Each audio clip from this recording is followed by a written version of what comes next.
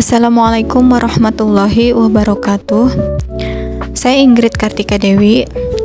Pada kesempatan ini saya akan membahas sesuatu yang sangat penting, yaitu bagaimana konsep moderasi beragama dan pentingnya dalam menjaga kerukunan masyarakat di Indonesia. Ya, sebelum kita membahas materi lebih jauh terkait apa sih moderasi beragama itu? Nah, kita harus mengenal definisi dari moderasi beragama. Moderasi beragama adalah sikap beragama yang menjaga keseimbangan antara dua hal penting. Yang pertama adalah pengalaman agama sendiri secara eksklusif. Dan yang kedua adalah penghormatan terhadap praktik beragama orang lain atau inklusif. Nah, kita bahas yang pertama.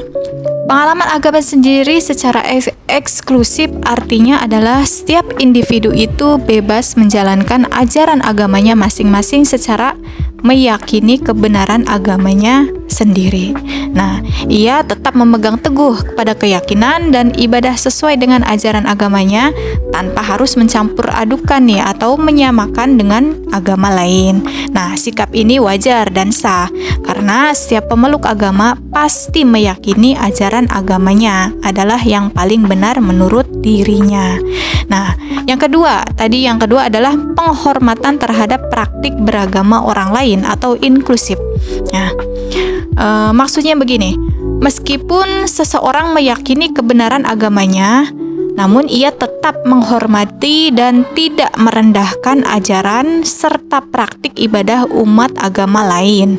Ia tidak memaksakan ajarannya kepada orang lain, tidak menganggap orang lain sebagai musuh, dan membuka ruang untuk kehidupan berdampingan secara damai meski berbeda keyakinan.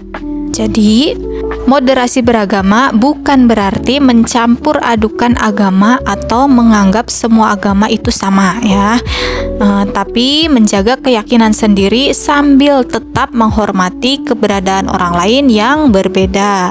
Seperti itu. Nah, sikap ini sangat penting untuk menjaga kerukunan di Indonesia yang penuh dengan keberagaman. Selanjutnya ada tujuan moderasi beragama.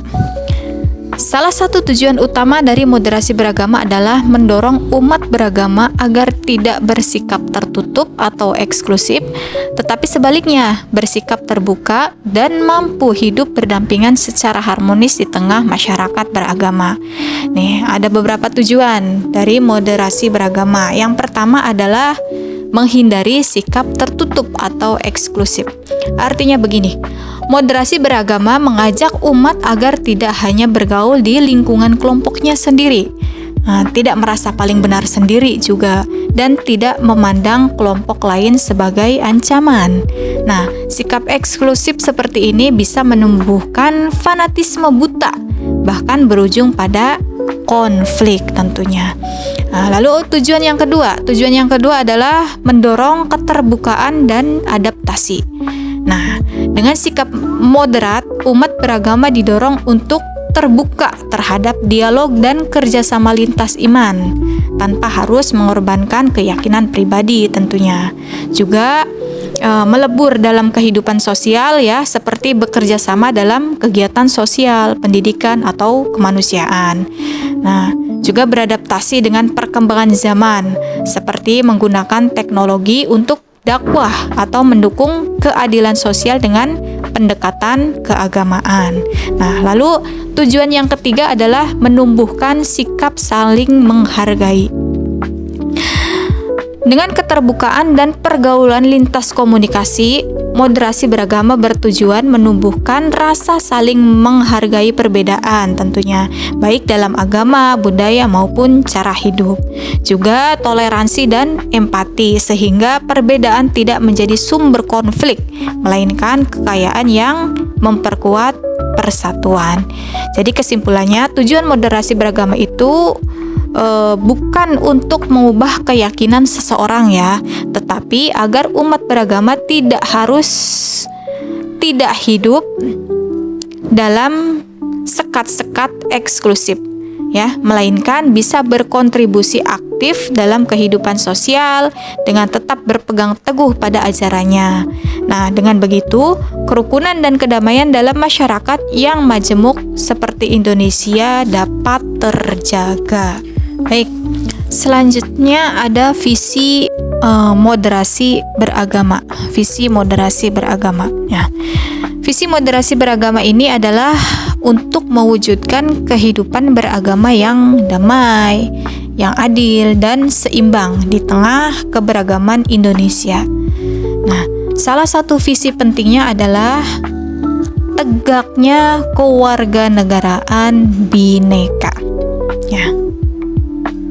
Nah, tegaknya kewarganegaraan bhinneka, yaitu bentuk kewarganegaraan di mana negara memberikan hak dan perlakuan yang sama kepada seluruh warga negara tanpa membedakan agama, suku, ras, atau golongan.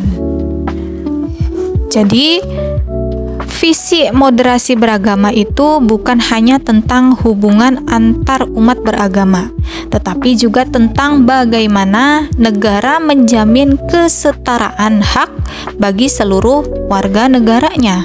Nah, dengan moderasi diharapkan akan terwujud masyarakat yang adil, inklusif, dan bersatu dalam keberagaman sebuah cita-cita besar bangsa Indonesia. Lalu ada tiga sikap utama kita dalam bermoderasi beragama terkhusus di Indonesia ya. Nah, tiga sikap utama itu yang pertama adalah berilmu. Nah, artinya berilmu itu memiliki pengetahuan yang benar tentang ajaran agama. Nah, sikap ini berarti seseorang tidak hanya mengikuti ajaran agama secara membabi buta, tetapi memahami ajaran tersebut secara mendalam, kontekstual, dan benar. Pengetahuan yang benar akan mencegah salah tafsir terhadap teks-teks suci ya. Bagi umat Islam tentu saja Al-Quran, bagi umat Kristen Injil, seperti itu. Juga bisa membuat seseorang lebih bijak dalam menyikapi perbedaan pendapat keagamaan. Nah, lalu juga menekankan lahirnya sikap ekstrim, radikal, atau intoleran karena semua itu seringkali muncul dari pemahaman yang keliru atau dangkal. Nah, contohnya seseorang yang berilmu tidak akan mudah menyalahkan orang lain ya, yang berbeda mazhab atau tradisi keagamaannya berbeda. Nah, karena ia tahu bahwa perbedaan itu bagian dari dinamika keilmuan beragama. Lalu sikap yang kedua adalah sikap yang berbudi. Artinya memiliki akhlak mulia dalam berinteraksi dengan sesama. Nah, sikap berbudi ini berarti mempraktikkan nilai-nilai luhur seperti sopan santun, kasih sayang, empati, dan hormat dalam kehidupan sehari-hari, termasuk kepada mereka yang berbeda agama dan pandangan, ya. Karena akhlak yang baik itu mencerminkan kedewasaan beragama. Orang yang benar-benar religius tidak cukup hanya dengan ritual, tetapi juga harus memperlihatkan karakter mulia dalam kehidupan sosialnya. Contohnya, menyapa tetangga yang berbeda agama dengan ramah ya, tidak apatis gitu. Lalu bisa membantu teman yang sedang mengalami musibah tanpa melihat latar belakang keyakinannya. Lalu sikap utama yang ketiga adalah berhati-hati. Berhati-hati ini dimaksudkan bijaksana dalam menyampaikan pendapat atau tindakan yang berkaitan dengan agama. Nah, sikap ini mendorong umat beragama untuk tidak gegabah atau sembrono saat membicarakan isu keagamaan terutama ya, di ruang publik atau media sosial. Kenapa? Nah, karena ucapan yang tidak bijak bisa memicu kesalahpahaman dan terjadinya konflik ya. Tindakan yang emosional dapat merusak persaudaraan dan meretakkan kerukunan. Jadi berhati-hati juga berarti berpikir sebelum berbicara, ya, mempertimbangkan dampaknya bagi orang lain dan lingkungan sekitar.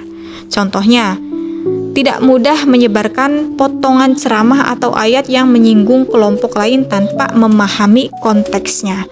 Juga menghindari komentar provokatif yang menyulut kebencian antar umat beragama. Jadi kesimpulannya adalah ketiga sikap ini yaitu berilmu, berbudi, dan berhati-hati saling melengkapi dan menjadi pondasi penting bagi siapapun yang ingin menjalankan agama secara moderat, secara bijak, dan berdampak positif di tengah masyarakat yang majemuk.